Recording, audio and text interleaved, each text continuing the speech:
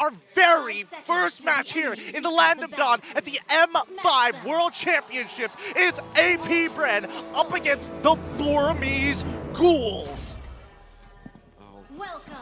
Can't imagine that the early game should be the target here for, at least for Burmese Schools. They want to secure this because they're rocking the Brody with the Angela. And I'm actually thinking, like, what should be the good vehicle for the Angela? Obviously, you want to do it with the Gwyn, but at the same time, the Gwyn is more of a very committal, or it's like a kiting kind of hero where you commit your ultimate to get out. You don't really necessarily stay in front.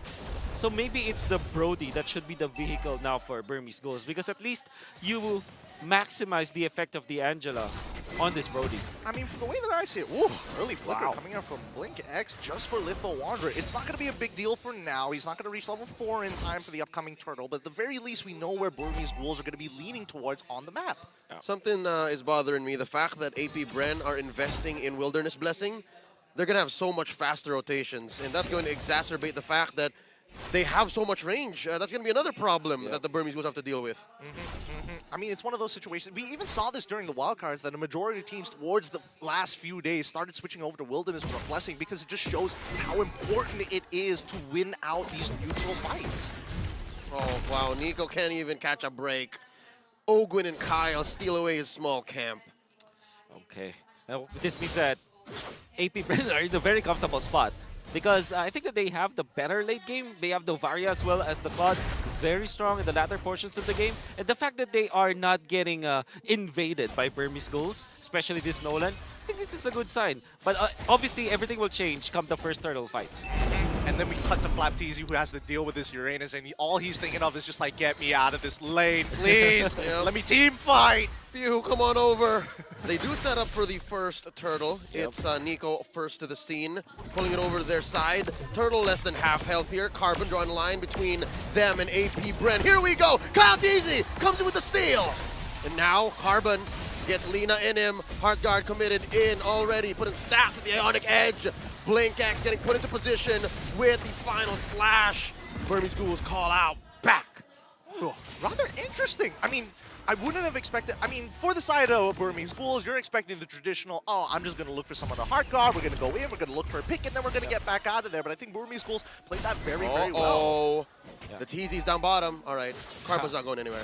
I'm actually very surprised about AP Bren. I think I will review their early game rotations, because my oh my, how did Kyle TC get level 5, almost level 6 before the turtle happened? 2 minutes to 13, he's already he's just a quarter of XP away from getting into level 6.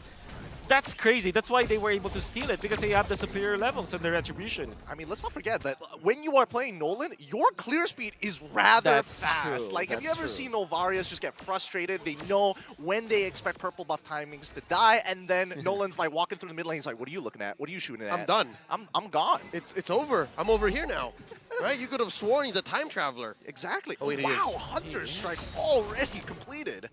Man, I wonder when, I think, especially with the trajectory that you're seeing from Kyle TZ, the way that he's farming 2.4k at 3 minutes, this is Oppenheimer levels of explosions as we're going to see later on. That's historic. It is historic. But I think more importantly, wow, actually Flap having a considerable EXP lead against Carbon so far, despite getting proxied, despite having to join the fight a little bit later. Yep. And I think that was the one bastion that Burmese Ghouls can have, that little sanctuary that, hey, at least Carbon's winning his lane. And now they're switching it over. I think they need a little bit more XP on Lina. Where can they actually go with this? Especially since Kyle, he's not letting Nico have a good time. Whoa! Comes in with the Requiem. Did Kyle TT steal? Oh, he did! He did. Nico hesitated on the retry.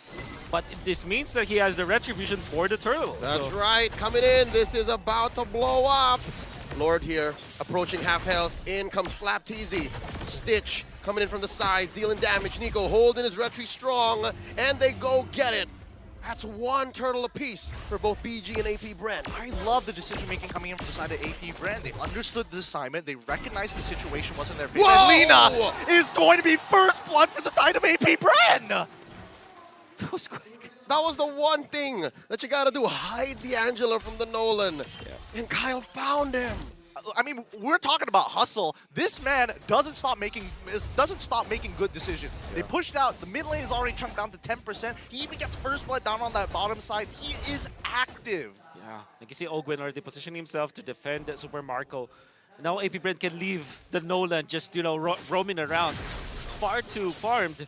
Even when he didn't get the second turtle, because of the amount of farm and the first blood that he was able to get and the number of creeps, jungle creeps that he was able to take away from Nico, look at him. He is level 10 compared to a level 8 Guinevere. He's always doing something. Yep. And he knows that this is the right thing to do against Burmese Ghouls, who are an initiative-based team. They want to be able to do the thing one after the other. 1, 2, 3, 1, 2, 3. It's up to their timing. But right now, it's Burmese Ghouls who's following AP Bren's flow.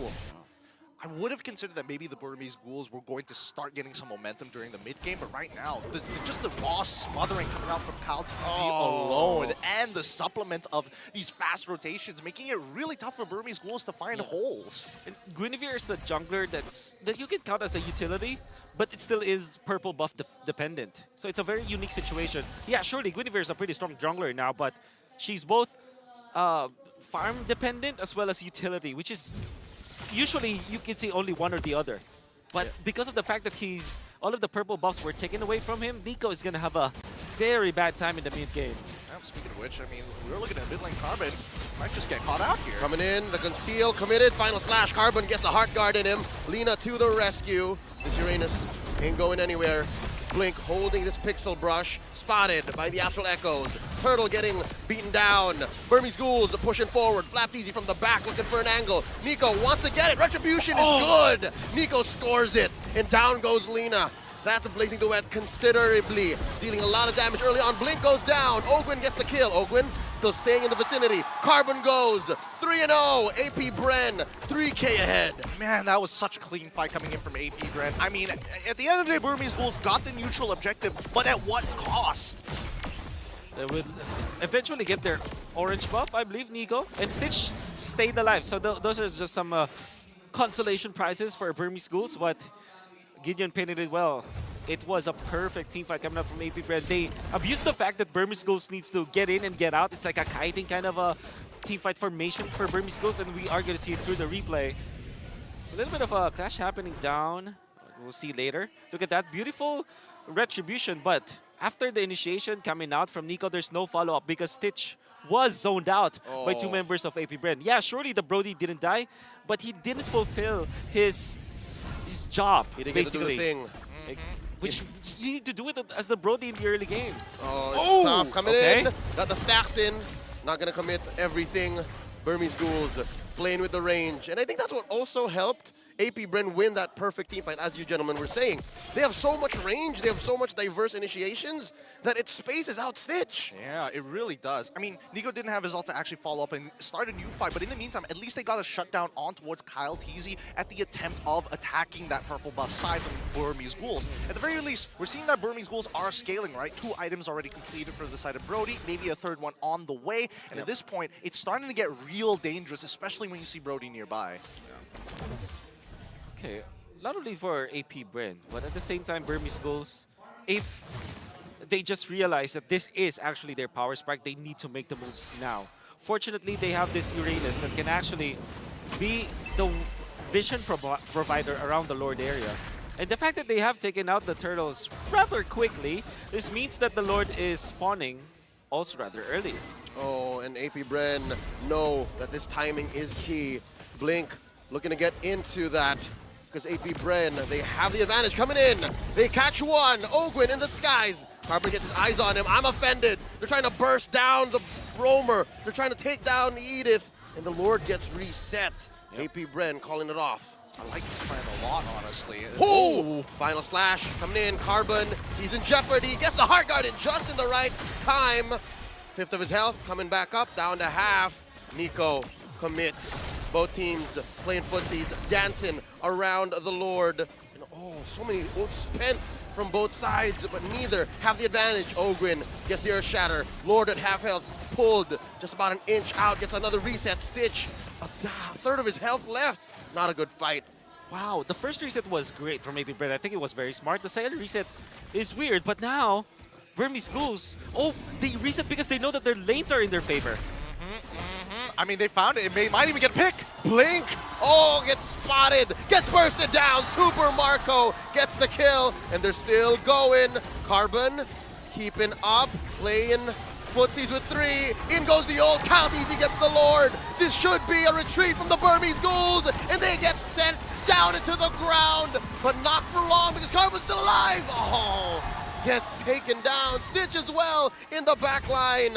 Few gets him. Flapped Easy punished by Lina, but it's just too little too late. Ooh, what a great bait coming in from Super Marco to actually force in one more kill from the side of the Burmese Ghouls. He was playing on a fine line.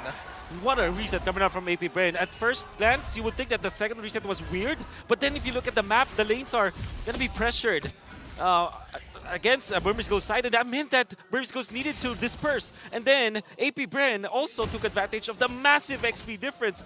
Countesy was level 14, while Nico was just level 11 during that Lord fight, and there was really no chance. And despite that gap, they still managed to find Nico with the knockup coming out from Oakwen, making it a no contest at all for the Retribution battle. AP Bren with a massive Lord dance. I mean, the crazy part about it all is the fact that AP Bren gives so much Whoa! respect. Oh, he's fine, but oh, wait. Got the Purify in. Big fight coming up. Final slash puts Nico right under the ground, taking a dirt nap while the rest of AP Bren destroy that inhibitor up top. They're moving along. Lord's still standing. I'm telling you, AP Bren are playing so respectful. I feel like in these types of situations with this kind of a lead, they start getting right up into your face. But against Burmese Ghouls, they're forcing out resources. They're starving them out. They're trying to burst down Stitch in the middle of their base. Oh, there's an onward. Carbon gets sent into the skies. Heart guard into him. Super Marco still barreling away. Blink looking for the pull. Still does not have the ult. Flapteezy down. Torn apart memory, tearing him in half. Super Marco very low. Carbon still alive. A tenth of his health. Oh, he goes. Few takes him down. 1 for 1. Oh man, the few just literally showed how much gold they have when it comes to advantage. That's just skill number 2, and he gets so much damage with the Impure Rage against the Uranus. And I believe that Carbon is not yet that farmed, especially because he's struggling. I mean, like, he needed to secure the front lines for the team. That meant that a lot of farm might have been taken away from him. In fact, he's just 6.3k compared to Few 7.7k with the Ice Queen 1 as well as the Truncheon and the Arcane Boots. That meant that Few's damage at this point, 12 minutes into the game, his scaling was, what? It was quickened. This is difficult because we're looking at, what, 13 minutes in, right?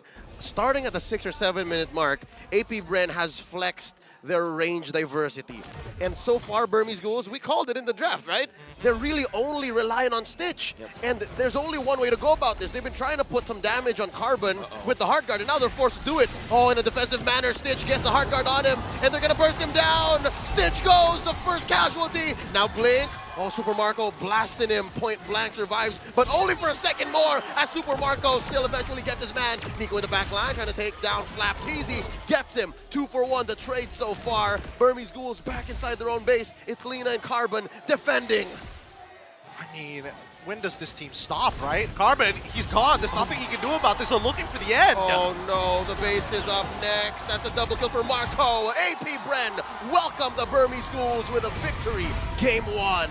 Woo, what a game secure coming in for the side of AP Bren. Like, initially it was a back and forth, and then all of a sudden, you feel the growing snowball. You feel the way that they are